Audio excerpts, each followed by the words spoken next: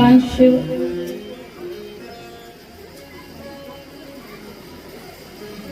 जो अनेक रूप धारण करने वाले हैं, अनेक नाम धारण करने वाले हैं, उनकी परम पावन कथा जो सभी जीवों का कल्याण करने वाली है।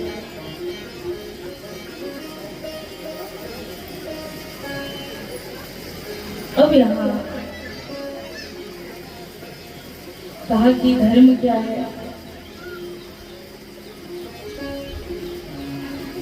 धर्म क्या है?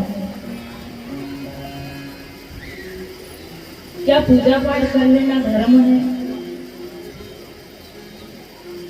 क्या भगवान के आगे धूप दीप लगा देना धर्म है?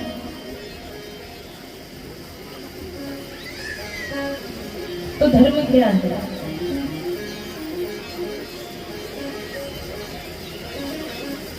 कहा जो अपने जीवन में धर्म से चलते हैं, कर्म के साथ ही धर्म है, और जो धर्म के साथ कर्म नहीं है वो धर्म नहीं है, वो फिर अधर्म है।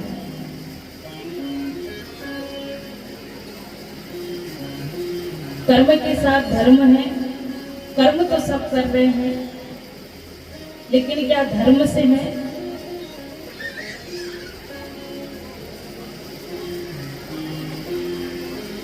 कई लोग कहते हैं कि भगवान के आगे धूप दीप आरती करने में से धर्म हो जाता है। हम इतना धर्म करते हैं, सत्संग करा लेते हैं तो कहते हैं हम धर्म कर रहे हैं। ये तो धर्म है, भगवान की शरण में जाना धर्म है, अच्छे कर्म करना धर्म है, सेवा करना धर्म है। परंतु धर्म कर्म के साथ जुड़ा है। जो हम कर्म करते हैं वो धर्म से किया गया है।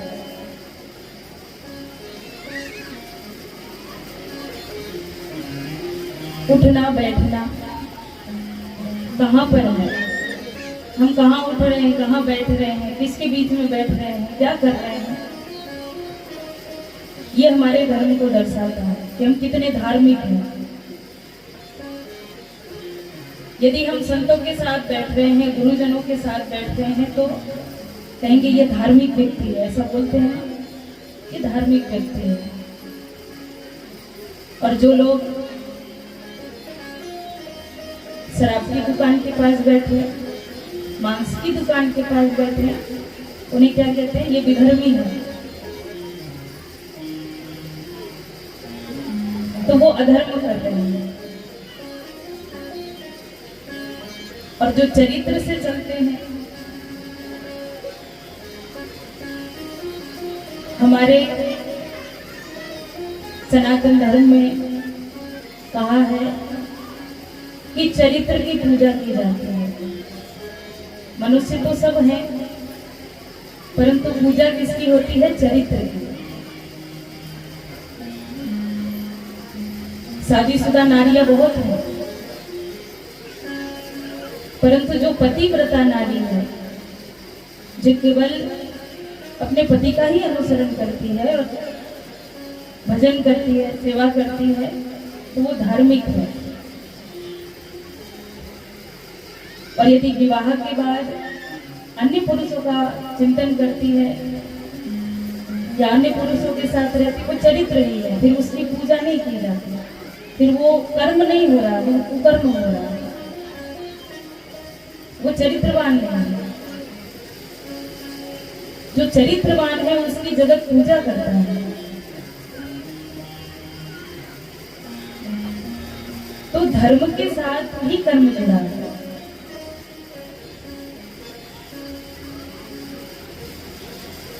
और यदि जो भी हम कार्य कर रहे हैं, खाना पीना हमारा धर्म में होना चाहिए,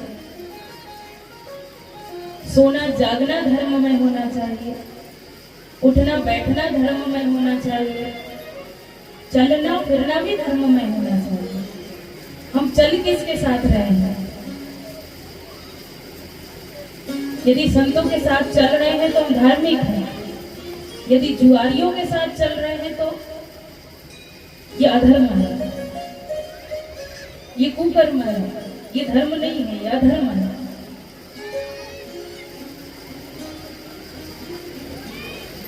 चलना फिरना भी धर्म में होना चाहिए, तो हम धार्मिक हैं, तो हम धर्म को धारण करने वाले हैं। और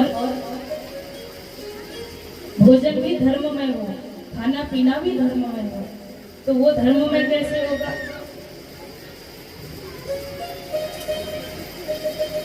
जो शुद्ध भोजन ग्रहण करते हैं, जो मांस आदि नहीं खाते, और जो भी खाते हैं वो प्रभु को भोग लगा के खाते, तो वो धार्मिक है, वो धर्म को धारण किए हुए। और जो गलत चीजों का सेवन करते हैं वो कहते विधर्मी है, पापी है,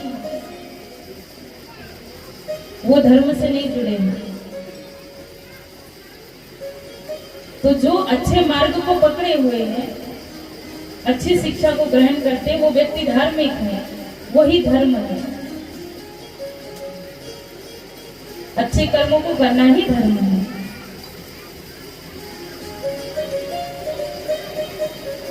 और वही धर्म आज संकट में है ना? क्या धर्म बचा है? दूर दूर तक धर्म कहीं कहीं दिखाई पड़ रहा है, अन्यथा अधर्म ही अधर्म हो रहा है। जिनका खाना पीना ठीक नहीं है, शुद्ध नहीं है, पवित्र नहीं है, तो वो विधर्मी ही तो है, अधर्म हो रहा है। उठना बैठना धर्म में नहीं है, कहाँ कहाँ बैठ रहे हैं, उठ रहे हैं, कोई अच्छी जगह कहीं मिल ही नहीं रही है।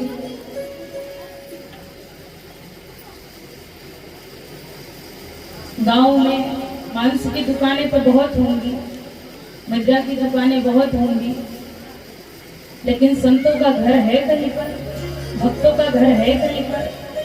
बहुत कम, ना के बराबर। किसी के घर के आंगन में तुलसी का वृक्ष है, बहुत कम, सबके घर में नहीं है, जो भक्त है उनके घर में है।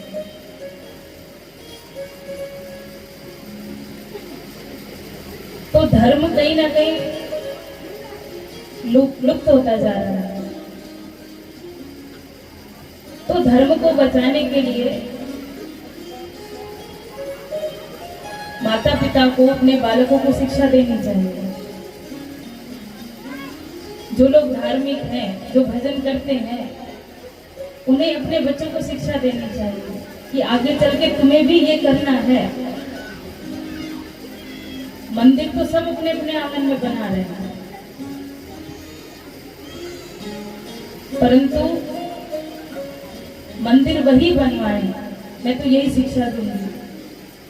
मंदिर वही अपने घर में बनवाए जिनको ये उम्मीद है हमारे ना रहने पर हमारा बेटा वहां पूजा करेगा, तो ही मंदिर बनवाए, अन्यथा नहीं।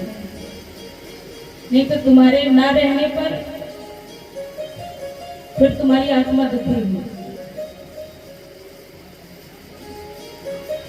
आपको लगता है कि हाँ मेरा पुत्र या मेरा नाती आगे चल के इस मंदिर को देखेगा, इस मंदिर में धूप दीप करेगा, पूजा करेगा, तो ही मंदिर बनवाए। जहां कहीं भी देखो भक्ति तो कम है, थोड़ी सी भक्ति आई कि मंदिर पहले आंगन में खड़ा कर लेते, मंदिर बनवा लेंगे, ताकि लगे गांव में हाँ ये बहुत बड़े भक्त हैं, मंदिर बनवा दिया। परंतु मन निर्मल नहीं है, मन पवित्र नहीं है।